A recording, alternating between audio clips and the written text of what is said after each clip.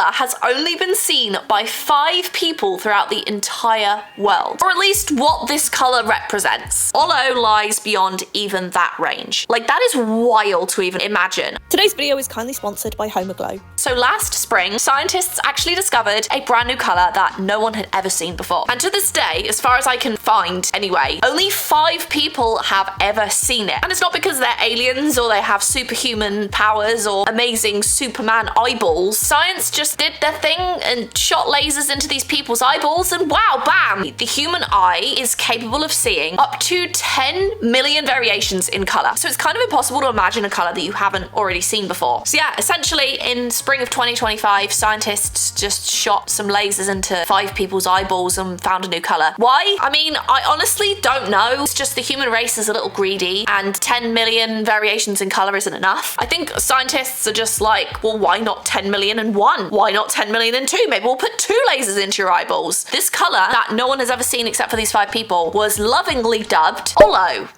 By these people, it is described as impossibly saturated bluish green beyond our visual range. So I did some research, and according to Scientific American, our retinas contain 3 types of light detecting photoreceptors or cone cells. S cones pick up relatively short wavelengths, which we see as blue. M cones react to medium wavelengths, which we see as green. And L cones are triggered by long wavelengths, which we see as red. These red, green, and blue signals travel to the brain where they're combined together into the full colour vision we experience. But these 3 cone types handle overlapping ranges of light. The light that activates M cones will also activate either S cones or L cones. So essentially, when you see green, your eye isn't just activating the green part of your eye, it's activating multiple at once in order to make the green that you see. So what they did is they took their fancy little eyeball lasers and basically forced the eye to only use one type of these cones. And boom, brand new colour. So I have a degree in computer science and stuff like this fascinates me because I love art, but I also love science. So all of this stuff together is just like a combination for like,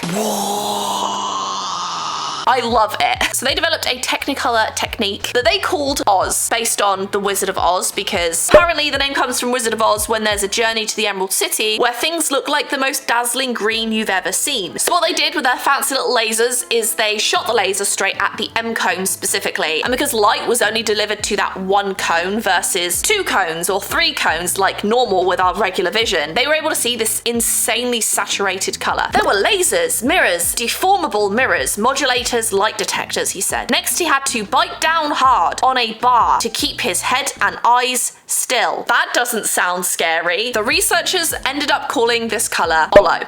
Well, it's not the colour. This is actually the closest you're gonna see on your own screen. So it's basically this colour, but far more saturated than you can even imagine. Apparently the hexadecimal code is 00FFCC. So I pasted this into Photoshop and I'm like, oh, maybe I'll try dragging up the saturation, right? So I colour picked it and I realised this is literally the most saturated you can possibly get the colour. And when you try to drag up the saturation, it doesn't do anything. It just kind of stays the same. So that is as impossibly saturated as a computer screen can possibly make a color. And this paint was a $10,000 recreation of holo. But don't worry, I did not spend $10,000 on this video. I am not Mr. Beast. I am not Hope Scope. I don't have $10,000 to waste on paint, okay? But this is listed for $10,000 and I'll tell you how I got this paint for not $10,000. Are you ready?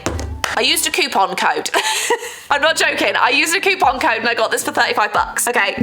All right, we are all artists here. And before we get further in, I want to know how many of you are actually tidy, clean artists whose workspace looks immaculate? I will never understand what that's like. This is now also impacted by the fact that my baby seems to be almost as messy as me. Due to this, Homeaglow, who are kindly sponsoring today's video, have been a complete lifesaver for me. Homeaglow is a 5-star home service platform, and it's dedicated to keeping your house clean and tidy. Now, I am a stay-at-home working mum, so I have 2 full-time jobs. Cleaning and tidying my house is literally so far at the bottom of the barrel that it's not even funny. Yet for me, mentally, I do so much better when my place is clean and tidy. Cleaners have to maintain a 4.8 star rating, which is really good, and you know that you can trust your cleaner. I love that it has online booking capabilities availability so I can book someone anytime. So you don't have to call up, which if you're a millennial, we hate making phone calls. All cleaners have to pass a rigorous certification process. So to schedule a cleaning, you just go to Homeaglow's website, choose the day or the time you're looking for and the duration of your cleaning, and you'll see all of the available cleaners. You can schedule as quickly as this week or get something on the calendar for next month to check it off your to-do list. You can browse photos and reviews of background checked cleaners before you choose the right cleaner for you too. Plus, what sets Homeaglow apart is their Forever Clean membership. It saves you $30 an hour on all future house cleanings. You can book unlimited cleanings starting at $19 an hour, and it's booked by Homeaglow's happiness guarantee. So take home cleaning off of your plate this year by using Homeaglow. Head to homeaglow.com/Chloe Rose or use the QR code on the screen right now, and you can get your first 3 hours of cleaning for only $19. And thank you so much to Homeaglow for sponsoring today's video.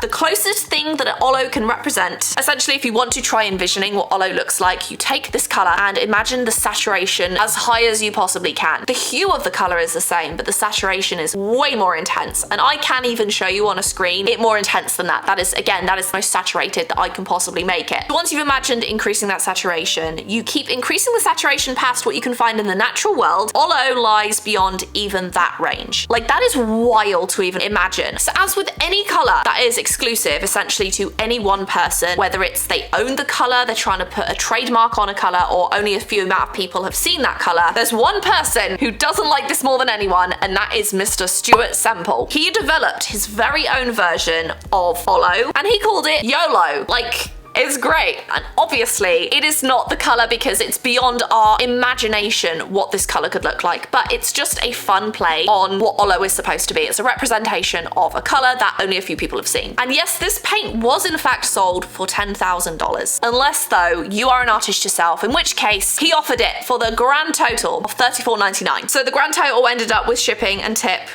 Apparently I gave a $1.80 tip. The total was $53.78. All of Stuart Semple's colours are handcrafted in his studio. He's got a small team, they make these, they have them in limited quantities usually. And I did notice, because I literally bought this almost a year ago, that I noticed that these are now listed just as $34.99, as if they're like marked down from $10,000. I will say on the website they look a lot more intense than they do in real life. Like, I have colorized this video, so I will take off the colorization of this video just so you can see more naturally how this looks to my camera. It's very bright. Is it the brightest teal colour I've ever seen? Okay, can I just point out really quick that I mean saturated when I say bright. Holo is not bright, it is very, very saturated. So please ignore me when I'm like, this colour is pretty bright, or this colour is not that bright. I mean saturated. If you don't know who Stuart Semple is, he is a fierce protector of the arts, of artists. If anyone tries to own a colour, he is all over that. He does not like it when people have exclusive rights to colours. He will try to create his own version of it. It actually started off as a joke a few years ago, and I have talked about this in the past. I've also done an interview with Stuart Semple in the past over on my podcast channel like 5 years ago. It originally started off as a joke between him and Anish Kapoor. Now, Anish Kapoor is the creator of that giant reflective bean in Chicago. He actually got exclusive rights to Vanta Black, which was at the time known as like the least reflective paint known to man. So it was like the blackest paint you could possibly imagine, and he had exclusive rights to it, so nobody else could. Stuart Semple decided, no, that's not fair. No one person should have exclusive rights to any form of colour, so I'm gonna make my own version of Vanta Black and sell it to everyone who is not Anish Kapoor. Up until this point, he's had literally like 4 versions of this black paint, each one getting progressively darker, to the point where it makes 3D objects look like they're flat because it's so non-reflective. And I actually have a special edition version of the latest blackest paint that I will show you in today's video as well. He's actually gone on to develop a few colours that have trademarks on them. For example, he made Tiff Blue, inspired by Tiffany & Co, because they have a trademark on their very unique colour of blue. Pinky, the Barbiest Pink. Easy Klein, incredibly Kleinish blue acrylic paint. I also own one of his paints called Black Mirror. I've had these paints for years, but this one is essentially supposed to be a reflective paint, so it's as close to a mirror in a jar as you can possibly imagine. He spends years developing these formulas, so it's really cool. Another one he made was white. This is the whitest paint in all of the land, apparently. I've actually never tried it. I purchased it a long time ago. So until I started following Stuart Semple Semple online, I didn't quite realize that colors could be trademarked. Like, I thought colors were accessible to everyone, and they are, but there are a few kind of caveats behind that. So these are some of the trademarked colors and the companies they belong to. This title is a little bit like, you can get sued for using these 8 colors in your designs. That is actually untrue. It just depends on the circumstance that you use it. So if you were to use this exact color in your artwork, you would not have an issue so long as you weren't pretending to be the company or a competitor of that company. So for example, Mattel Barbie Pink. Pantone 219C is mostly associated with Barbie Pink. Now, I don't believe they actually have an official trademark over this color. I think they've tried to get a trademark on it over the years, and for some reason they just were never granted it. But when the movie came out in 2023 and they really used this color a lot, like they had billboards with just that color and like a date on it, and people knew exactly what it was for. So they received like a trademark protection around that color, just not as far as I could find yet to a registered trademark for that color. Tiffany Blue, like this is one of the most iconic ones. It's very hard to trademark a color, but this is one of the most iconic ones, I would say. Cadbury Purple, I feel like this one had to be done. Like, if you have a chocolate bar, you could not use this specific shade of purple. You could use other shades of purple, but not this specific Cadbury Purple. T-Mobile Magenta. To me, this just looks like Barbie Pink, but it's not. It's a specific shade. AT&T could come along and just use a different shade of magenta, just not this one, and there wouldn't be an issue. But if they use that exact shade, I don't think people are really realistically going to know the difference, but they do it for a reason. UPS Brown. Arguably the worst color that exists. FedEx stays way away from that color.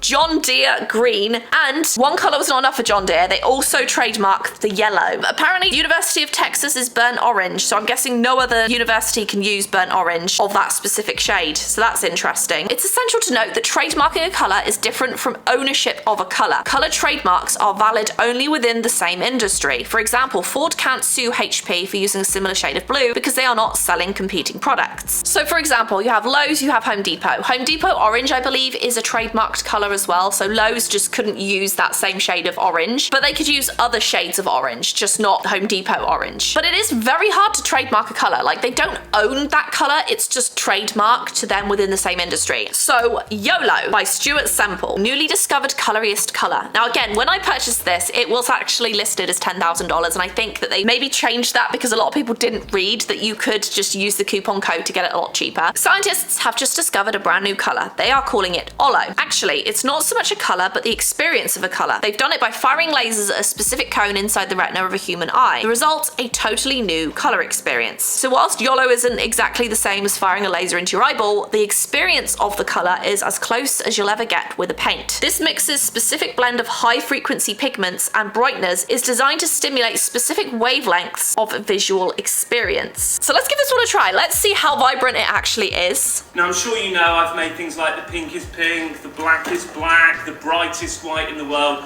and I've dedicated 10 years of my life to recreating Yves Klein's iconic blue. So I've taken all of that learning and I've applied it to this brand new colour. Now, I've managed to take my learnings about refraction, reflection, optical brightness, different wavelengths of pigments, how they stimulate different bits of our eyes, and I've managed to make a paint for you that is as close to this experience as we're ever going to get in the physical form. So from what I can see, it's more of a visual experience versus just the paint color itself. So let's see how this works on paper. Okay, so this is the moment of truth that we've all been waiting for. What does this look like on paper? I'm going to give it a good shake because it's been sitting for a little while. I have seen far brighter, more unique paints from the Culture Hustle brand. However, I'm not quite sure if they could even get it any more saturated than this. This is the most normal looking paint that I've seen from Culture Hustle because they're so unique usually. For example, this is the Black Mirror paint. I'd like to get in here today. Thank you. So this is the Black Mirror paint. Ooh, that stinks. That smells like deck stain, actually. Oh, phew.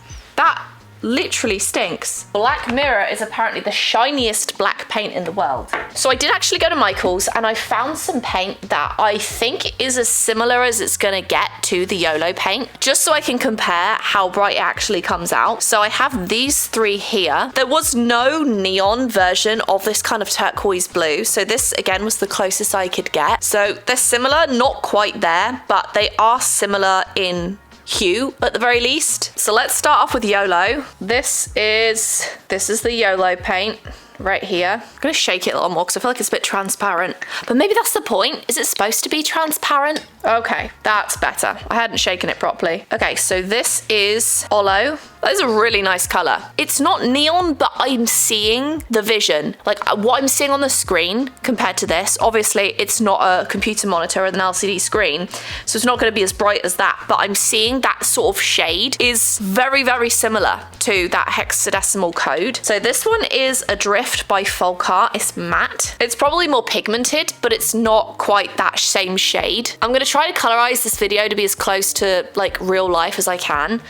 But these craft paints are awesome. I use them all the time, but this has a distinct brightness to it that this one doesn't. Yeah, still not quite there, but again, very pigmented. Okay, then we're gonna try this one. That's probably the closest one we've found so far. It's a similar brightness and it's almost there actually. Paint companies don't have very unique names, do they? We've got Sea Breeze and we've got Ocean Breeze. Next we'll be having Sea Salt Breeze. Okay, yeah, this one is definitely the closest, I would say. So far, these are the colors I picked up. They look very similar, probably on camera. This is by far the brightest, most like intense of the colors. This one is very close, but still not quite there. And this one definitely seems to be closest to the screen color, if I could say that. It's not as vibrant as I was expecting, but then I'm wondering if there's a reason for that. I see the vision. It is more transparent than I was expecting, except for the fact that you're kind of having it for like a collector's purpose. Like instead of the paint itself, it's more supposed to be about what it represents more than the paint itself. This is probably not the most like impressive paint. This is more just like a representation of what it's supposed to be than anything. It is a very beautiful, vibrant paint, but there are other paints by Stuart Semple that I love way more. For example, okay, this is the blackest paint that exists, and there is no denying this is literally the best that's out there. People use this on model making, they use it on figurines, and this also dries completely matte, so it looks like you're staring into the void. Like people paint this on 3D surfaces and it ends up looking completely flat. It's that intense and non-light reflecting. It's amazing. You will never find a paint quite like this one. This one stinks, but I kind of want to see how it looks because apparently it's the most reflective black paint that you can get. Literally, I don't know if you can see how reflective this paint is. That is crazy. I mean, you can literally see how reflective. It's like you're staring into just like a literal black mirror. That is so cool. Okay, so these are the 3 colors that I just placed down to show you. I'm placing the light right into it. It's just so incredibly just pigmented, and that was 1 coat as well. So I've got these from like a mystery unboxing I did recently. I've been keeping them for a reason, but I thought I would try the black mirror paint on one and then the black 4.0 on the other, just so you can kind of see it on a 3D surface. Literally 1 coat too. Like that is wild.